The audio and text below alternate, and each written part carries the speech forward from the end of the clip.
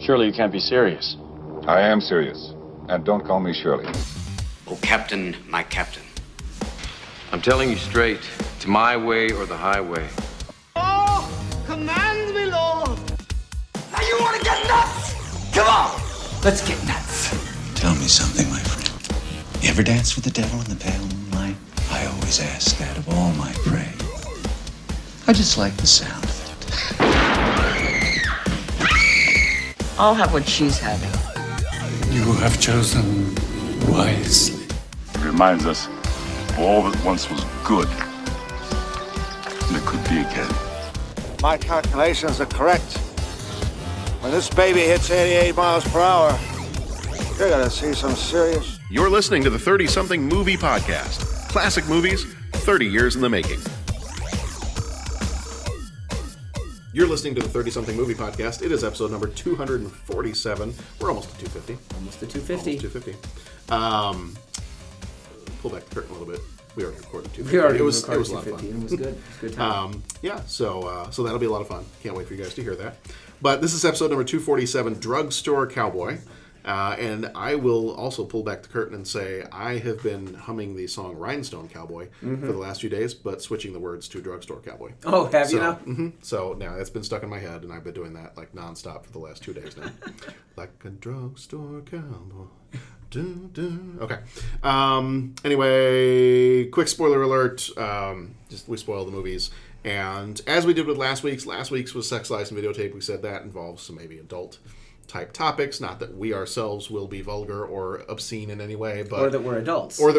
We're not. We can't really claim that. But this one obviously deals with drugs. So again, another one that I actually think most of our movies this month are maybe a little bit more adultish in nature. So if you normally listen in the car with kids, I know we got a few listeners that do that. Maybe for these couple episodes, not a good time to listen in the car with kids. So maybe just hold on to these, listen to them later. Feel free to listen to the 250th with the kids. Yeah. That's all about cartoons, and it's going to be like 5 hours long.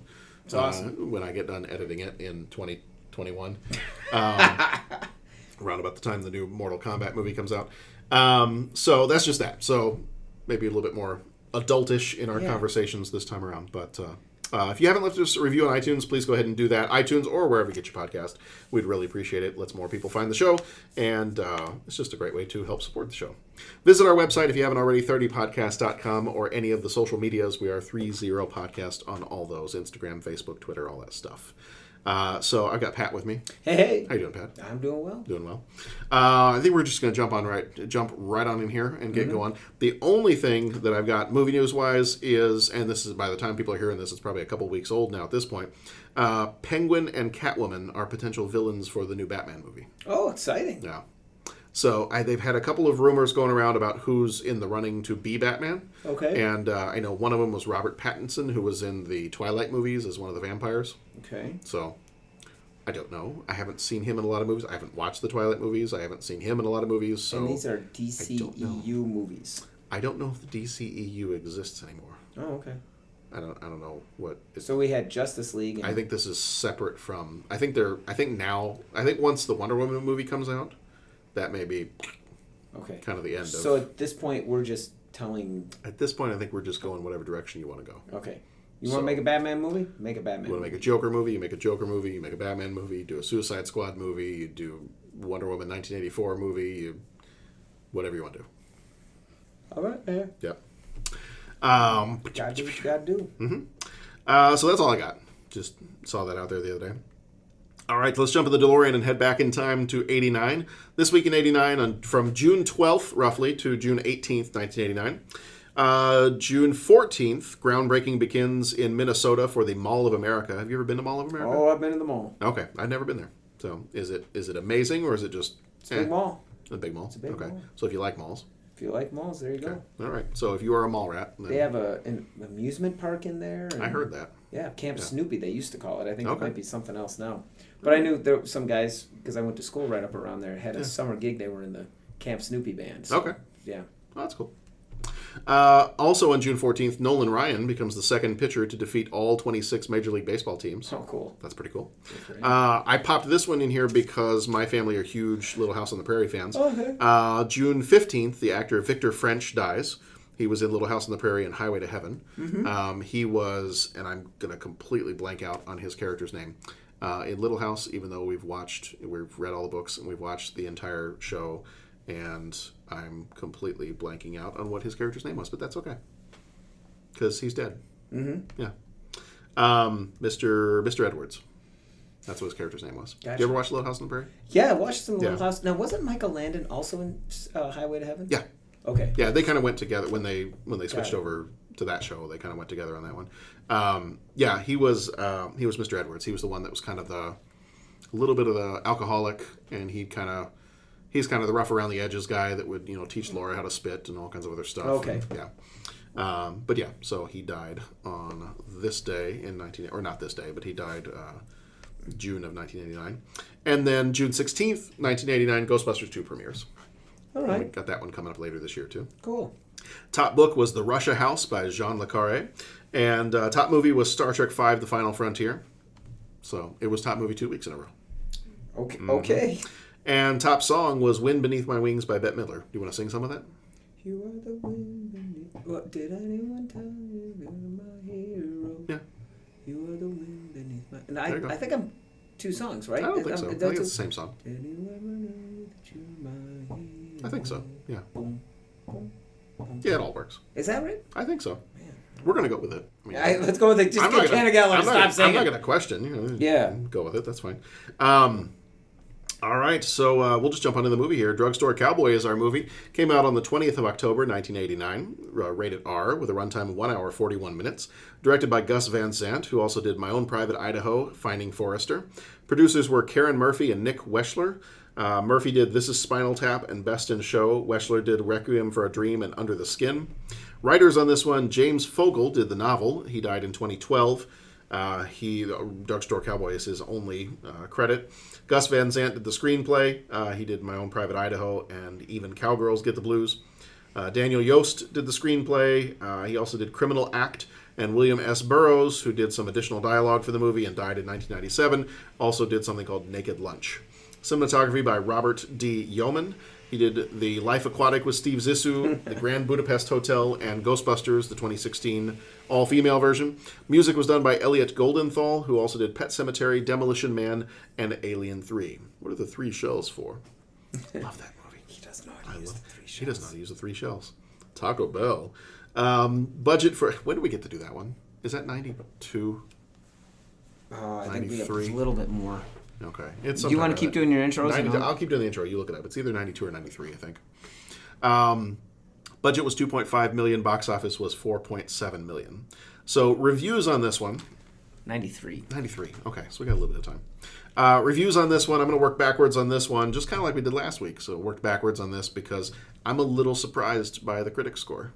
Did you see this ahead of time? I've seen the critic score. Okay. And I could kind of see that. Okay. All right. Yeah.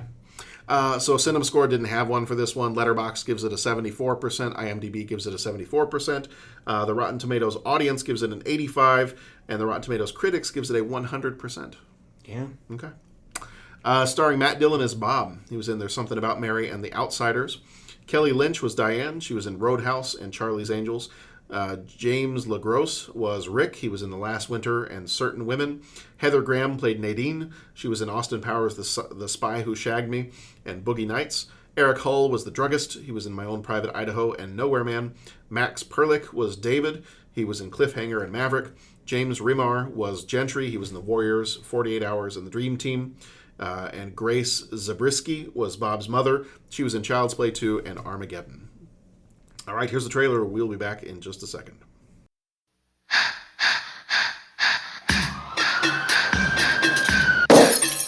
My name is Bob, and this is a picture of me. It was 1971, and me and my friends had just got an apartment in Portland, Oregon. You alone? What'd you think? I brought my rat-faced granny along to hold my hand? That's Rick, my old partner. Every once in a while, we get restless. Hey! Hit the local points of interest. Go back to the wall. What have you guys been doing? Reading Mickey Spillane or something? You know, it just seems like the other day I was saying it looks like Bobby Hughes has finally slowed down a little bit, and then bang, you knock off another pharmacy. Honey? Oh. That's Diane right there. I like Diane. She took a darn good picture, too. Better than in real life. Right out of the clear blue sky, you say you're gonna clean up your hand. Diane, I can't do it anymore. I'm going straight, man. You want to try it sometime. It's good for the soul. Thing is, no matter how good a rip-off artist you are, sooner or later, you pay the price.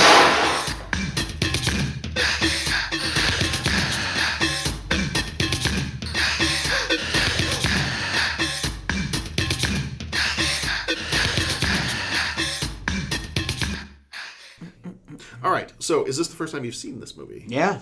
This is the first time. Okay. Yeah. What'd you think? Well, you know, at first I started watching this movie, and I mean, it was kind of like, you know, basically about a group of anti-heroes, right? I mean, was that the correct use of the term? I Sure. mean, they were druggies knocking off drugstores. Mm-hmm. And it was like, okay, well, you know, obviously... Maybe not an anti-hero, then. Because an anti-hero, I still think, is somebody who... has redeeming...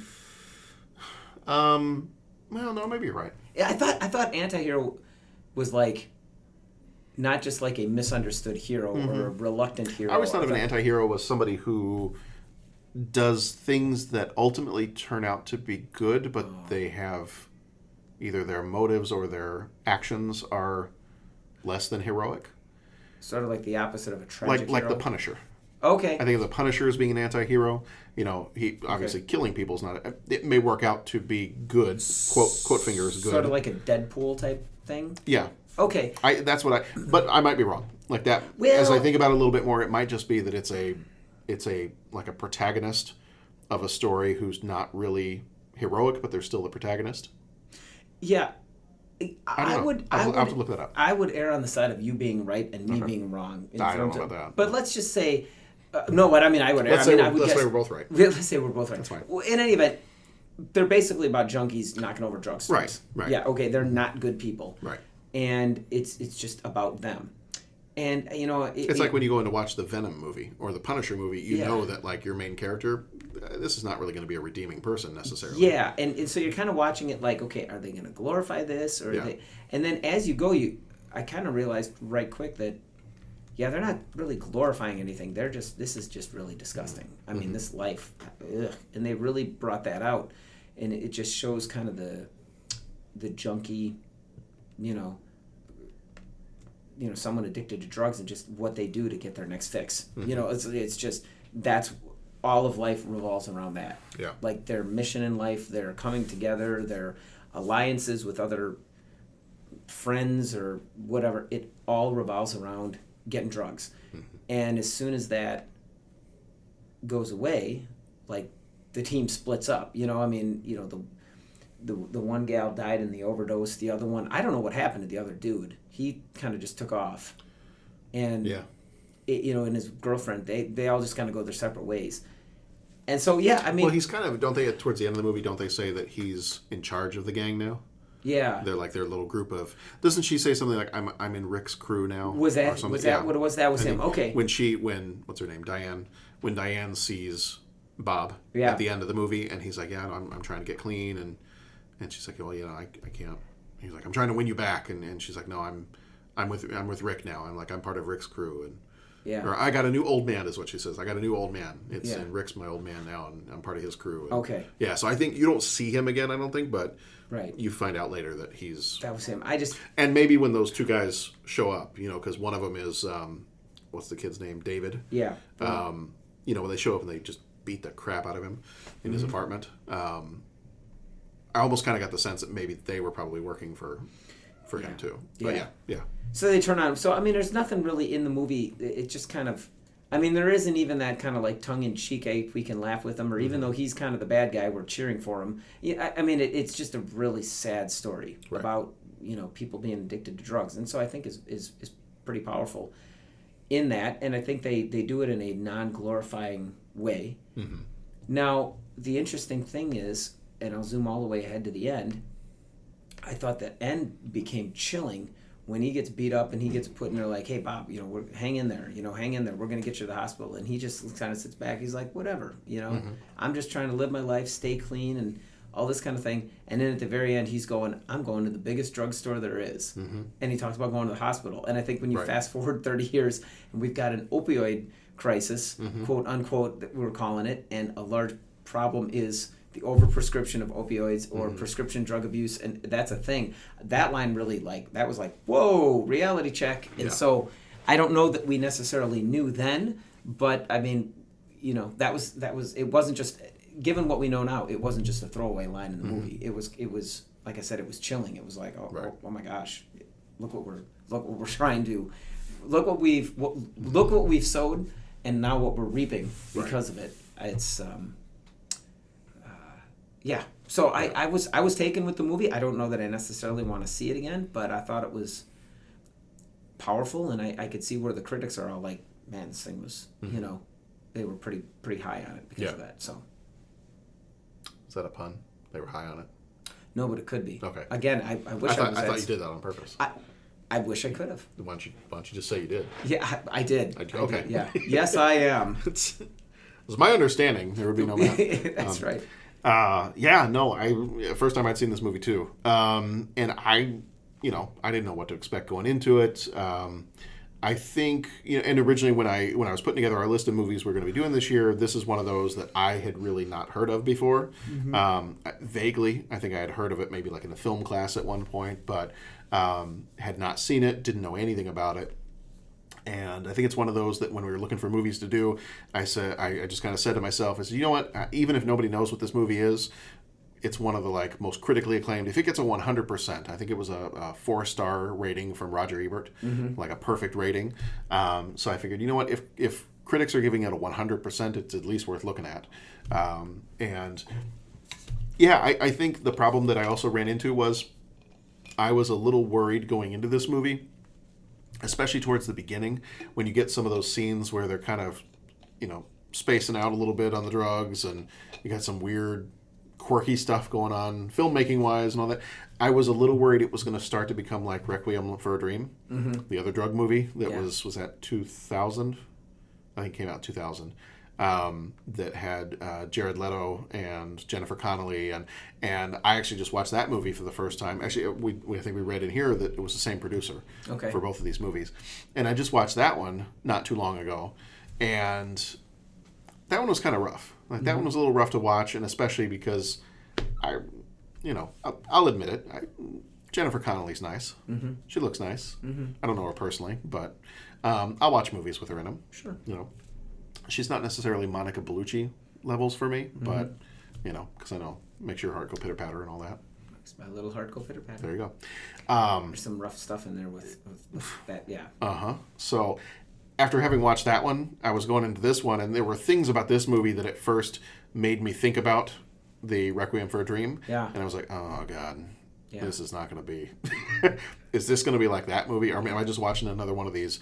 here are drug addicts dealing with being drug addicts and what they have to go through. And so part of me wishes I would have watched this first before watching Requiem for a Dream, because there were different, and I know this one came first, by 11 years, and, autobiographical based on the guy that wrote the novel for it. And so I wish I would have seen this one first before watching Requiem for a Dream, because there were things that were so similar between the two movies that I kept comparing this one back to Requiem for a Dream, and I kind of wish I had been able to go the other way, because I think this would be a much better movie to watch first. Right. And then you don't get that horrible scene at the end with Jennifer Connelly. So, yeah. But no, I thought this movie, it was a great movie. Again, not one that I would watch again, necessarily. I've seen it now. I can say I've seen it. Great performances by everybody. I thought all that was fine. So, I don't have anything necessarily to say. I don't have anything bad to say about this movie. No ways to badmouth it or anything like that. It was it's a lifestyle that obviously is not one I've ever had any kind of a connection to. But, certain aspects of it, it was kind of... The parts that could be kind of played up for a laugh a little bit were their ways of getting the drugs, like that whole heist setup of, she's going to fake a seizure and he's going to get behind the counter and they're going to be in the getaway car. And like some of that stuff was sufficiently funny without being comedic. Right. I felt like, and it fit well. You know, it's a serious movie, but you've got these funny moments going throughout. And one of the only parts that maybe bothered me just a little bit, but I think that was supposed to be his character, was, you know, when his wife wanted to enjoy his company in ways that adults do, that he just, like, all he could think about, all he could talk about was the drugs. And I was like, really? But maybe, because obviously I've never been addicted to drugs. I've never taken any drugs. So I don't know. Maybe it has a hold on you that makes you, and so maybe that's a perfect way of portraying that is, you know, you've got a not too bad looking wife here that, you know, wants to enjoy being with you. And all you can think about is your next score and your next, whatever you're going to get next. And, I've heard, I can't speak from experience, but I've heard from people that now we're trying to look at it as like not just a criminal thing, but a health situation, you know, a health crisis type of deal. And I've had people describe that. Yeah, you will rewire your brain, and so that and they had the whole scientific explanation for what synapses do what and which centers of the brain and all that. And it's like that's all you really care about. Yeah, you know, and it's. So in which case they did that well then. Yeah. But I mean I have never worked with people that are, you know, I've never worked in a rehab facility. I'm not law enforcement. So, I mean, I can't speak with any authority other than I've been told by some folks kind of thing. But, yeah, it seemed to be, from my understanding of the situation, it seemed to be a pretty accurate portrayal of that. And, you know, like the movie that we did last week with the Sex, Lies, and Videotapes one, I think was portraying people with, you know, dysfunctional and all that I thought, if you remember from last week, I was not too happy watching that movie, and I didn't like it, and it was just kind of boring, and for that I just wanted to kind of, like, you know, give them the old figurative smack upside the head and say, just grow up. Whereas this, you see that, I wasn't bored watching this movie. I was repulsed by that lifestyle, but it was, this seems to be a cautionary tale, showing you what's out there, and I think, you know, 30 years ago they were looking at it this way, and now 30 years on, it's not just some junkies in the, you know, in the city, and it's not just, you know, some thieves and all that, and it just shows how our outlook has changed. Maybe it has, maybe it hasn't. You know, I mean, back in the day it was like they've done something illegal, arrest them, throw them in jail, end of story. And now there's a push for, all right, well, you know, we got to get them off drugs, we got to get them into. It's a health problem, not a crime problem. So. And the crime was really to support the drug habit. I mean, you know, that's kind of the thing, and I don't want to necessarily get into all the politics of what changes how and where, but at least what they were portraying in this movie, they weren't thieves that then started partying and got into drugs. You know, sort of like what you see in Goodfellas.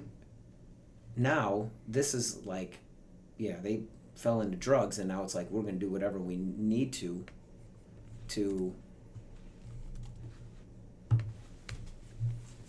you know, to get our fix. I'm sorry, I ran out of my train of thought there.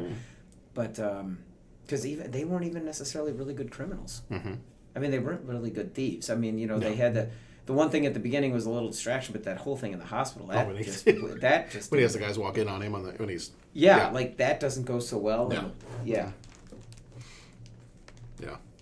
So so I don't know that I have too much else, too many other things to say about the movie. Good movie. Good actors, great actors. You know, Matt Dillon did a great job in this movie. And I don't tend to watch a lot of his movies. I've only seen maybe a handful of them. But you know, I always feel like he's done a really good job in all the ones I have seen. So. All right. Are you ready for 5 questions? So. Okay. Well, we got some 5 questions here.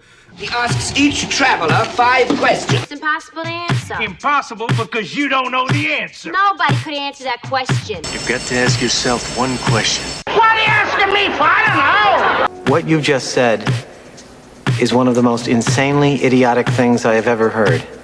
And may God have mercy on your soul.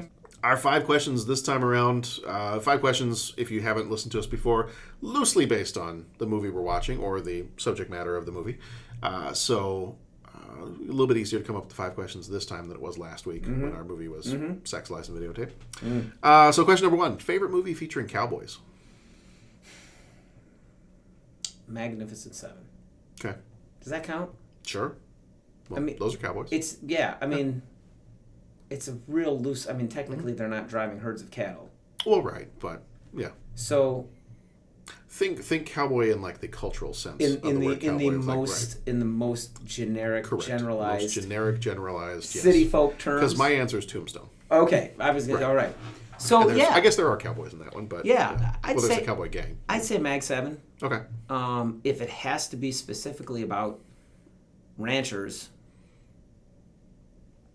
maybe Open Range. Okay. If it has to specifically be about ranchers. But if not, then I'll just say Magnificent Seven. Okay. I would say, Tombstone. Tombstone was definitely my answer. It's probably one of my favorite westerns ever. And if we're sticking with like westerns, any one of those, Tombstone, Unforgiven, I don't know, just pick one. It's probably up there. If it's particularly about ranchers, we saw a good one, actually one that we liked. I don't know how popular it is, but it's an Australian one called The Man from Snowy River. I've heard of this. Seen that one? No, I haven't seen it, but I've heard of this. And there's a lot of... I'm trying to think. There's a lot of different scenes in the movie where you have like stampedes of wild horses. Mm-hmm. And the way that... I'm trying to remember if this is the movie that has... where you have like a shot where it zooms in on... Like it's a very jerky zooming in on an animal's eye or a person's eye, and it's like a dun, dun, dun kind of thing, where it gets closer and closer, and it's like a threatening look. I think that's the original place that shot came from. Okay. Like if you've ever seen that before. I think The Simpsons did it one time. Yeah. With a koala. There was like a koala hanging onto the helicopter, I think, as they're escaping Australia. And but there's a whole bunch of other scenes where you have like a herd of wild horses stampeding and just some different bits and pieces of this movie.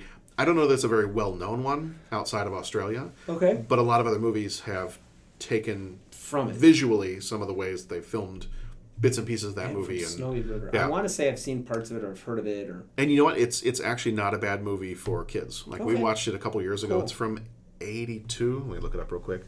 It's from 1982. And Kirk Douglas is in it. Okay. But yeah, no, it was a good movie. Had good music in it, good story. And not something.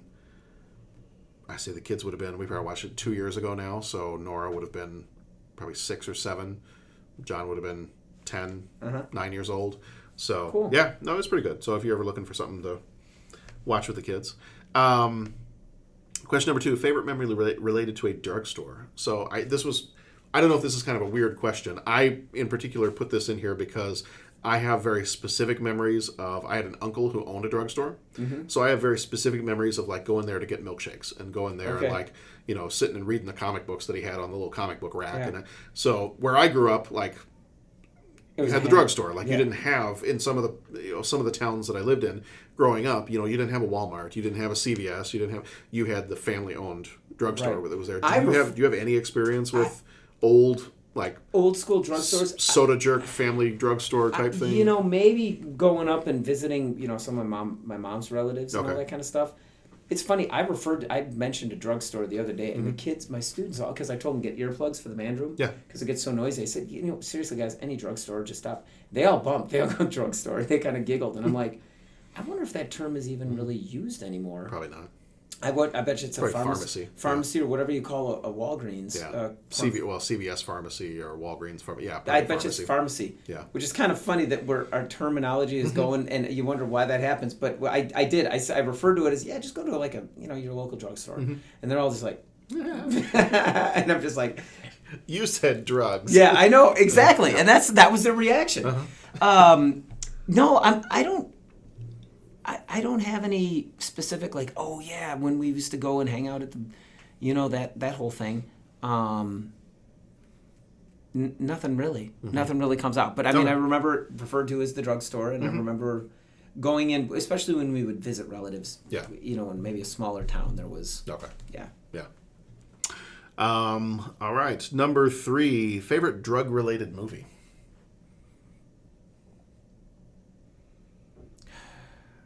Probably The Big Lebowski. Okay. I mean, it's not necessarily about not about the drugs, but drug related. They feature pretty heavily. So Okay, I that's mean, just like Big your Lebowski. opinion, man. Big Lebowski is one of my favorite movies. So Mhm. yeah, I would say that one Okay. would be pretty good. I was hovering back and forth between Big Lebowski or Pulp Fiction.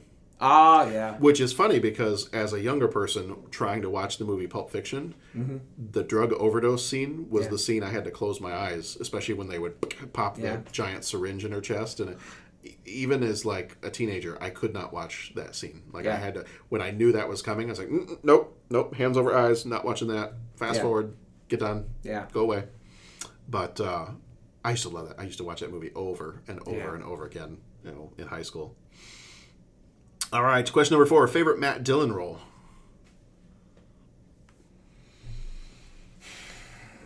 Well, and I will say for me, off the cuff, maybe because I watched it so often when I was teaching 7th grade, maybe The Outsiders. Yeah, you know what? We're doing it for Johnny. Yeah. Doing it for Johnny, man. He played Dally, right? Yeah. Okay. So that might be my favorite. I mean, he was funny and There's Something About Mary. Yeah. What else is I'm trying to think of what he's been in lately. Probably the most recent thing I've seen him in was Wild Things back in '98. Yeah. Well, There's Something About Mary. Yeah, that one too. So that's actually probably the most recent thing I've seen him in would be those. I would say something about Mary. Okay. I mean, I dig The Outsiders too, but I mean, he was in Deuces Wild. Oh. I have not seen that one. Yeah, it's all right. Okay. Wild Things. Jeez. Yeah, it's. I remember going to see that movie in high school and not telling my parents what movie I had gone to see. Yeah, I know, because that movie. Yeah, Singles. That one and The Craft. The Craft. The one with the witches, yeah. Yeah, that was. Yeah. Whoa. Didn't tell anybody I'd gone to see that one either. Remember that scene in The Matrix when spoilers? Yeah. Go for it. When Cypher dupes them all and starts killing, he jumps up on Morpheus. Bet you didn't see that one coming, did you? Yeah. That's kind of what I think of with that movie. It's like, whoa. I didn't see that coming. Nope. Mm-mm. Yeah, I'm looking around like Outsiders. I haven't seen like Tex or any of those kinds of things, but yeah, I mean, the something about Mary was fun. As I recall, Deuces Wild was a fun movie. Okay. Looks like the ratings didn't agree with me, but okay. I think it was, if I'm remembering that right. Yeah. Okay.